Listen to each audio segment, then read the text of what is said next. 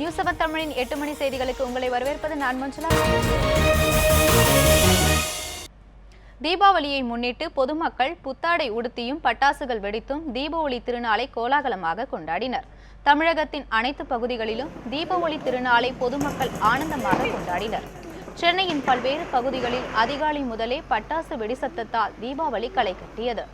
சிறுவர்கள் முதல் பெரியவர்கள் வரை மத்தாப்பு, சங்கு சக்கரம், பூத்தொட்டி, ராக்கெட் உள்ளிட்ட வெடிகளை வெடித்து தீபாவளி பண்டிகையை மகிழ்ச்சியுடன் கொண்டாடினர். புதுமண தம்பதிகள் புத்தாடை அணிந்து பட்டாசு வெடித்து உற்சாகமாக கொண்டாடினர்.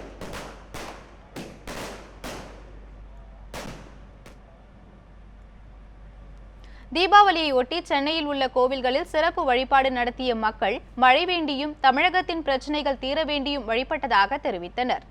சென்னை மயிலாப்பூர் கபாலீஸ்வரர் கோவிலில் காலை 4 மணியிலிருந்து சிறப்பு வழிபாடு நடைபெற்றது. இந்த சிறப்பு வழிபாடுகளில் சென்னை மற்றும் புறநகர் பகுதிகளிலிருந்து வந்துள்ள பொதுமக்கள் கலந்து கொண்டனர். நல்ல மழை பெய்ய வேண்டும் என்றும் தமிழகத்தின் பிரச்சினைகள் தீர வேண்டும் என்றும் கடவுளை வேண்டியதாக பொதுமக்கள் தெரிவித்தனர். பண்டிகைக்காக ஒரு மாதம் முன்னாடியிலேருந்து ட்ரெஸ்ஸு பலகாரம் எல்லாம் பண்ண ஆரம்பித்து எல்லாம் இப்போது இந்த தீபாவளி திருநாளுக்காக எல்லாம் எதிர்பார்த்துட்டு இருந்தோம். திருநாளும் வந்துருச்சு. அதுக்காக கோயிலுக்கு வந்திருக்கோம், கபாலீஸ்வரர் கோயிலுக்கு. இந்த கபாலீஸ்வரோட அனுகிரகம் எல்லாருக்கும் கிடைக்கணும். அனைவருக்கும் தீபாவளி நல்வாழ்த்துக்கள். சென்னை வடபழனி முருகன் கோவிலிலும் ஏராளமானோர் குடும்பத்துடன் வந்து வழிபட்டு சென்றனர். புத்தாடை உடுத்தி தீபாவளியை மகிழ்ச்சியுடன் கொண்டாடுவதாக கோவிலுக்கு வந்த குழந்தைகள் தெரிவித்தனர். தீபாவளியையொட்டி நாமக்கல்லில் உள்ள பிரசித்தி பெற்ற ஆஞ்சநேயர் கோவிலிலும் அதிகாலை முதலே சிறப்பு அபிஷேகங்களும் பூஜைகளும் நடைபெற்றன. தீபாவளியை முன்னிட்டு திரையரங்குகளில் கூட்டம் அலைமோதுகிறது. தீபாவளியை முன்னிட்டு ரசிகர்களிடம் அதிக எதிர்பார்ப்பை ஏற்படுத்தியிருந்த கார்த்தி நடிப்பில் காஷ்மோரா, தனுஷ் நடிப்பில் கொடி படங்களோடு திரைக்கு வராத கதை மற்றும் கடலை என 2 சிறிய பட்ஜெட் படங்களும் வெளியாகியுள்ளன. தமிழ் படங்களுக்கு சரிநிகர் போட்டியாக ஹிந்தியில் ஹே தில் ஹை முஷ்கில், சிவாயா போன்ற படங்களும் வெளிவந்துள்ளன. தமிழை போலவே தீபாவளியை முன்னிட்டு வெளியாகியுள்ள ஹிந்தி படங்களுக்கும் தமிழ் ரசிகர்கள் நல்ல வரவேற்பு அளித்துள்ளனர். சென்னை போன்ற பெருநகரங்களில் டிக்கெட் கட்டணத்தை பொறுத்தவரை எந்த மாற்றமும் இல்லாததால் டிக்கெட் பெறுவதில் ரசிகர்களுக்கு எவ்வித சிக்கல்கள் இல்லாத நிலை உள்ளது. இன்று விடுமுறை தினம் என்பதால் பல குடும்பத்தினர் தங்களது தீபாவளி கொண்டாட்டங்களை ஒட்டி திரையரங்கிலும் குவிந்து வருகின்றனர். கபாலி திரைப்படம் இன்று 100வது நாளை காண்பதால் ரஜினி ரசிகர்களும் மகிழ்ச்சியில் ஆழ்ந்துள்ளனர். தீபாவளியை முன்னிட்டு நடிகர் ரஜினிகாந்த் இன்று தனது ரசிகர்களை சந்தித்து வாழ்த்து கூறினார். ரஜினிகாந்த் தங்களை சந்தித்தது மிகுந்த மகிழ்ச்சி அளிப்பதாக அவரது ரசிகர்கள் தெரிவித்தனர். தமிழக முதல்வர் ஜெயலலிதாவின் உடல்நலன் குறித்து மருத்துவர்களிடம் விசாரிப்பதற்காக திரைப்பட நடிகர்கள் செந்தில், சிங்கமுத்து, ஆனந்தராஜ் ஆகியோர் இன்று அப்பல்லோ மருத்துவமனைக்கு வந்தனர். முதல்வரின் உடல்நலன் பற்றி மருத்துவர்களிடம் கேட்டறிந்த பின் செய்தியாளர்களிடம் பேசிய அவர்கள் சமூக வலைதளங்களில் பரவி வரும் வதந்திகளை யாரும் நம்ப வேண்டாம் என்றும் முதல்வர் நலமுடன் இருப்பதால் விரைவில் மக்கள் பணியில் ஈடுபடுவார் என்றும் கூறினர். மக்களின் பிரார்த்தனையின் காரணமாக தமிழக முதல்வரின் உடல்நிலையில் நல்ல முன்னேற்றம் ஏற்பட்டுள்ளதாகவும் தெரிவித்தனர். சீக்கிரம் வந்துடுவாங்க, வீட்டுக்கு போயிடுவாங்க.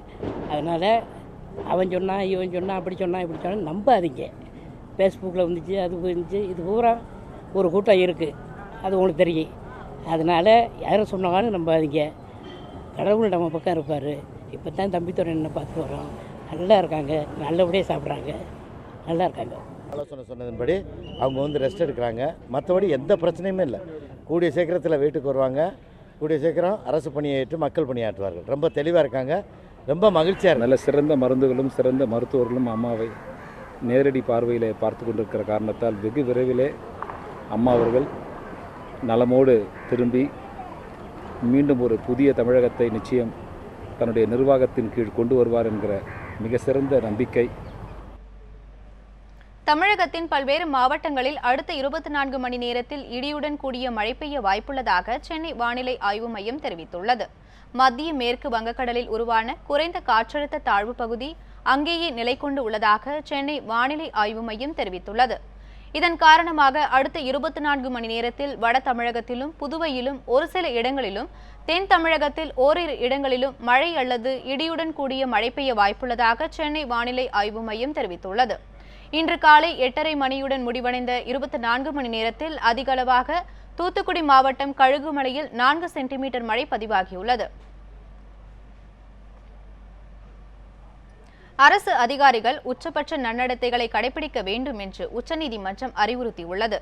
பொதுத்துறை நிறுவனமான செயல்பட்டு வரும் இந்திய இரும்பு ஆணையத்தில் பணியாற்றிய முன்னாள் துணை இயக்குநர் மதன் மோகன் சிங் வருமானத்திற்கு அதிகமாக 58 லட்சம் ரூபாய் சொத்து குவித்ததாக புகார் எழுந்தது.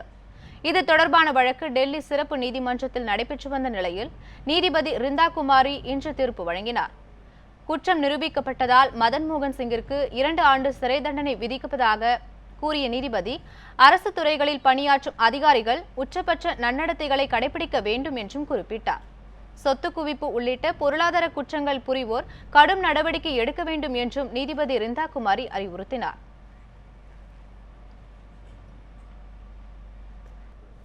இத்துடன் 8 மணி செய்திகள் நிறைவடைகின்றன. அண்மை செய்திகளுக்கு இணைந்திருங்கள் நியூஸ் 7 தமிழுடன்.